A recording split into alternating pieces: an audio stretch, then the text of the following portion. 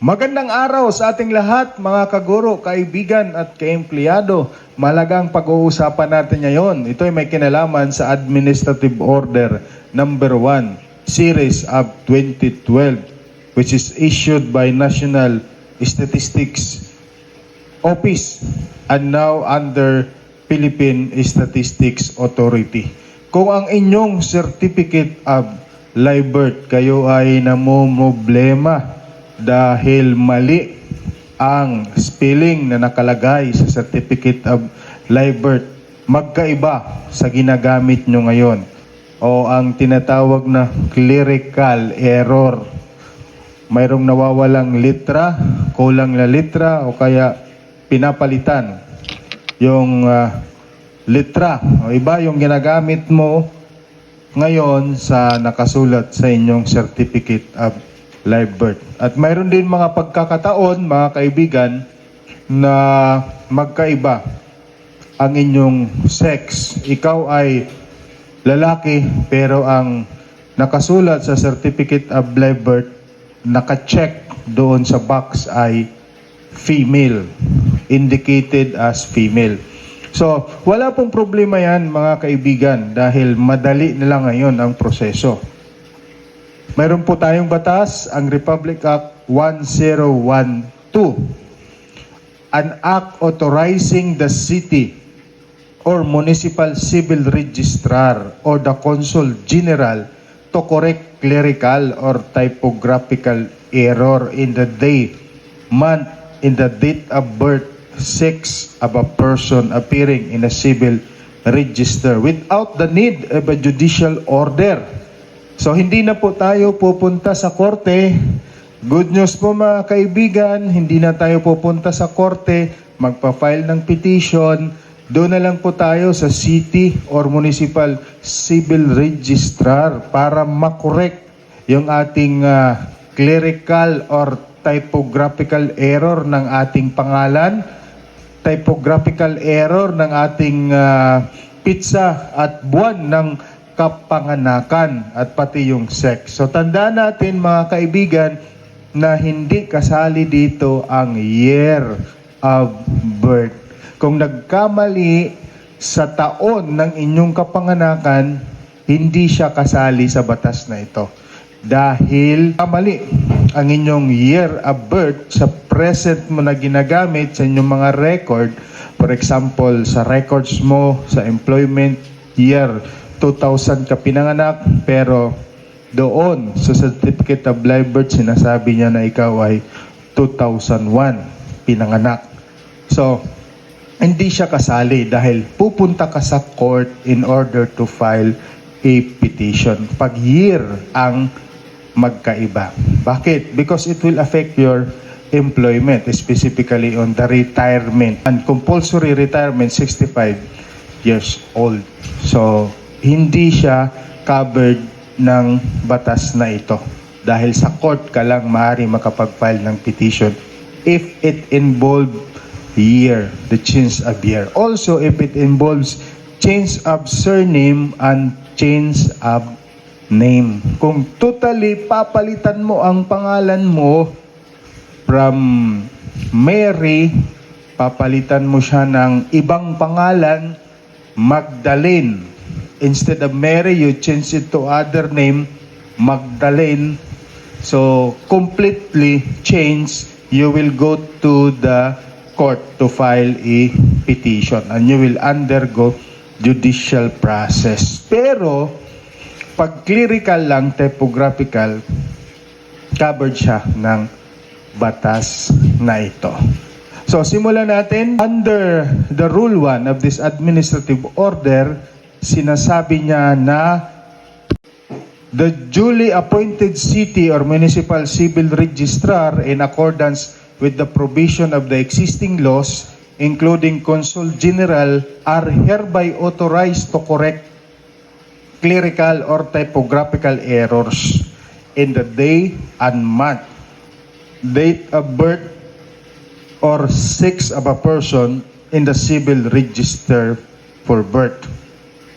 So let us define, ano nga ba ang sinasabing clerical or typographical error. This refers to a mistake committed in the performance of clerical work in writing, copying, transcribing, or typing an entry in the civil register on the entry of day and months in the date of birth or sex of the person, which is visible to the eyes or is obvious to the understanding and to be corrected or changed only by reference to other existing records or record. So, yung typographical or clerical error, that is just a mistake committed in a performance of clerical work. Yung sinabi ko kanina, nagkulang ng isang letter, o kaya nagkapalit yung letters, o kaya naman doon sa day, instead of 2, ginawang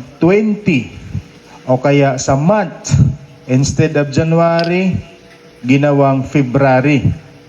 And doon sa sex, instead of male, ang nalagay doon na sex ay female. So, that could be a clerical and typographical error. So, we continue. Provided, however, that no correction must involve nationality. Sex refers to the correction of year of birth, age, status of the petitioner or the document owner. So, hindi po kasali dito yung change of nationality. Baka nakalagay doon sa certificate of live birth mo ay American, US citizen, and you are now filing a petition to correct your nationality. Sabi mo, clerical error lang, ang nalagay dyan is US citizen or American, but ang totoo, I am a Filipino. So I am filing this petition to correct in the civil registrar. No, that is not allowed because that is a change of nationality. All you have to do is to go to court to petition. Then, yung sinabi ko din kanina, hindi siya kasali yung year of birth because it will change your age. And also the legitimacy status. So, ang nakalagay doon ay illegitimate. So, you petition the local civil registrar. Sabi mo, nagkamali lang po, typographical error, ako po ay legitimate. That is not included. In order to correct that error, you have to go to the court. May involved siya na hearing, you will undergo judicial process. So, sa tatlo na yan, nationality, age, and legitimacy, hindi siya subject ng correction na ito, yung clerical and typographical error. You have to go to the court. Next, what is accredited government physician? It refers to a licensed doctor of medicine who is registered with the Philippine Regulation Commission and is employed in any government hospital, health institution, and public offices. Medical certification, it refers to the certification issued by accredited government physician attesting to the fact that the petitioner document owner has not undergone sex or sex transplant. So, yung requirements on medical certification and the signing authority, the accredited government physician, this is for the typographical error on sex. You have to secure a medical certification from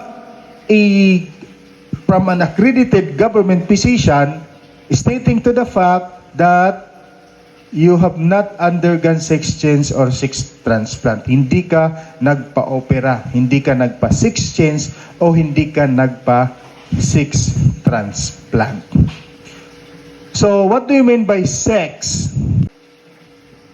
Sex refers to biological and physiological characteristics that define men and women. So, alam natin yan, babae at lalaki, male or female. So, dalawa lang po ang chinichikan dyan sa Certificate of Live Birth.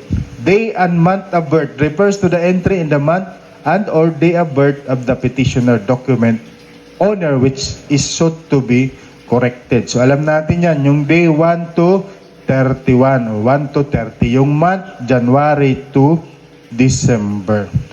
Okay, so sino ang maaring mag-file ng petition? So, ang maganda dito, hindi lang yung tao na owner ng record ang maaring makapag-file. For correction of entry on the day and on the month, in the date of birth, any person of legal age may direct or have a personal interest in the correction of clerical error or typographical error in the day or in the month, in the date of birth of a person, a civil register for birth may file the petition. So, any person of legal age, if you have a direct or personal interest. A person is considered to have a direct or personal interest when he is the owner of the record. Ikaw yung nagmamayari ng record, so you have the personal and direct interest. Or you are the spouse of the owner of the record. Asawa ka ng owner ng certificate of live birth. Or children, or you are the parents, or brothers, or sisters, or grandparents, or guardian, or any other person duly authorized by law or by the owner of the document sought to be corrected. Provided, however, that when a person is minor, kapag hindi pa nasa edad ang tao na may-ari ng certificate of live birth or physically or mentally incapacitated, the petition may be filed on or his behalf by his or her spouse or any of his or her children, parent, brothers, sisters, grandparent, guardian, or person duly authorized by law. So, ang maganda po dito, hindi lang po yung tao na may-ari ng record ang maaring makapag-file. Pero maari din yung ibang tao which has a direct and personal interest. So, kanina, so dito, hindi lamang yung tao na may-ari ng certificate of live birth ang maaring makapag-file. So, any person who has direct and personal interest, maari siyang makapag-file. For correction of a clerical or typographical error in sex, sino naman ang maaring makapag-file? Kung gusto mong baguhin ang iyong sex in the record, the petitioner affected by such error shall personally file the petition with the civil registry office where the birth certificate is registered. So pag correction on sex, kailangan yung may-ari ng certificate of live birth, siya lang ang magpa-file. Where to file the petition? Saan naman natin ipa-file ang petition?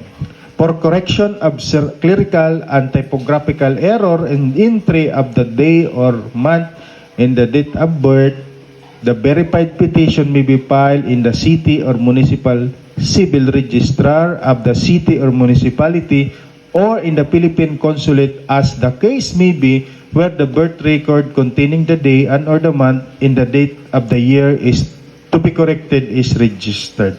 So kung saan nakarehistro ang certificate of live birth, doon ka magpa-file ng verified petition. So pag sinabi mong verified petition, that is subscribed and sworn to before an officer who is authorized to administer oath or before a notary public. So kung saan naka-register ang inyong certificate of live birth, ang inyong record. Kung ikaw ay nasa Maynila pero ang certificate of live birth mo ay naka-rehistro sa Samar ka magpa-file ng petition. What if the petitioner has already migrated to another place within the Philippines? And nag-iba ka ng residence. Pumunta ka na sa Maynila at nasa Samar ang inyong record. So ano ang mangyayari? If it is not practical for you in terms of transportation expenses, time and effort to appear before city or municipal civil registrar where your record is found, the petition may be filed in the city or in the municipality where the petitioner is residing or domicile. So maaari doon makapag-file if it is not practical for you to go to the place where you are registered. Now, any person whose birth was reported abroad and now residing in the Philippines, saan naman ipafile? Ang record mo ay na-report, na-register abroad sa ibang bansa. But, you are now residing in the Philippines and you want to correct the clerical or typographical error. Saan mo ipafile? The petition may be filed in the city or municipal civil registrar of the place of residence, following the procedure in migrant petition. So, you may file that in the place of residence where you are. If any person whose record of birth was registered in the Philippines or in any Philippine consulate but who is presently residing or domiciled in any foreign country, where is the venue of the petition? Nandun ka sa ibang bansa pero ang record mo ay nasa Pilipinas, o kaya nasa ibang bansa na nakarehistro sa Philippine Consulate, saan ka magpa-file? You may file a petition with the nearest Philippine Consulate. Now, for correction and of clerical or typographical error in the entry of sex, where can you file the petition? The verified petition shall be filed in person. Ikaw mismo yung magpa-file in the city or municipal civil registrar or in a Philippine consulate, as the case may be, where the record containing the entry of sex of birth or certificate is to be registered. So kung saan nakarehistro ang certificate of live birth, doon ka magpa-file. How about the process of the petition? The civil registrar will examine as to the completeness, requirements, and supporting documents of the petition. Then, receive the petition upon payment of prescribed fees by the petitioner. So, may bayad po ang pag-file ng petition for correction of clerical and typographical error. So, ano naman yung content of the petition? So, there is a form and content to the petition, and you have to attach the following documents if necessary. Yung petition po is verified.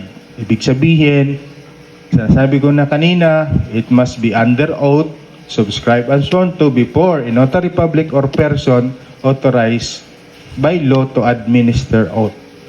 So you have to attach the following documents if necessary. The earliest school record or the earliest school document. So punta ka kung saan ka nag-graduate sa elementary o kaya sa kindergarten. Ang ginagamit mo na pangalan, since then sa school, yung pangalan mo ngayon. At iba yung nakasulat sa certificate of live birth. And you have also to seek medical records, baptismal certificate, and other documents issued by religious authority. This will be a proof na ang ginagamit mo na pangalan since then ay yung gamit mo na pangalan ngayon at hindi yung nakasulat sa certificate of live birth. Then you will have to obtain clearance or certification that the owner of the document has no pending administrative, civil, or criminal case or no criminal records which shall be obtained from the following. So, kailangan mo rin ng clearance that you have no pending case kasi baka naman nag-change ka ng pangalan para maiwasan mo ang kaso, pananagutan, mayroon kang nagawang kasalanan. Kaya nagpipetition ka para maiwasan mo yung kaso na yon. Hindi po yan maari. So, you have to seek clearance or certification. If you are employed, you will seek a clearance of no pending case from your employer. And you have also to seek clearance from National Bureau of Investigation, NBI, and in the Philippine National Police, that you have no record, you have no pending criminal cases before these government offices. The petition for correction of sex and day or months in the date of birth shall include affidavit of publication from the publisher and a copy of the newspaper clipping. So you have also the publication. You are required to publish so that the whole world will know that you are applying for the correction of your name. Baka mayroong iba dyan, agrabyado. Maaari sila makapag-oppose ng petition. So you have to publish that petition in the newspaper of general circulation. So syempre may bayad din yan. In case of correction for sex, the petition shall be supported by medical certification issued by the accredited government physician that the petitioner has not undergone sex change or sex transplant. Ito na yung sinasabi ko kanina na kung ikaw ay mag-a-apply for the correction of sex, dapat mayroong kasama naka-attach na certification from a accredited government physician na hindi ka nagpa-opera, nagpa-sex change o nagpa-sex transplant.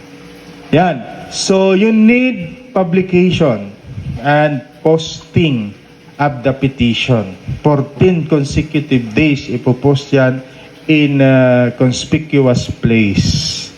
Doon naman sa abroad, for the change of clerical, for the change of name, first name, or clerical or typographical error, you also need to publish at least once a week for 2 consecutive weeks in the newspaper of general circulation. Ibig sabihin ng general circulation, yung maraming makakabasa.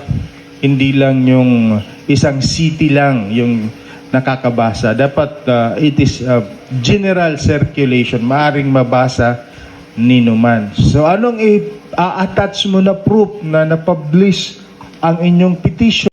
You will attach the clipping of the publication and affidavit of publication from the publisher. So in case of migrant petitioner, mayroon din tayong proseso. It will be posted 10 consecutive days. Then it will be... So in case where a person civil register record or records were registered in Philippines or in a Philippine consulate but the person presently reside or domicile in foreign country, posting and publication as the case may be shall be done in the place where the petition is filed and in the place where the record so to be corrected is kept. So, sa kaso na kung saan nakarehistro ang record sa Pilipinas o Philippine Consulate, dalawa yung lugar ng publication. Doon where the petition was filed and in the place where the record is kept. So kung magkaba yung petition, ang lugar kung saan ka nag-file at kung saan naka-record ang iyong certificate of live birth, sa dalawa na yon dapat mayroong posting and publication. So yan po mga kaguro, kaibigan at kaempleyado. Kung mayroon kayong tanong, bisitahin nyo kami sa aming Facebook page at Attorney Rusty Toballas Adarayan. Subscribe!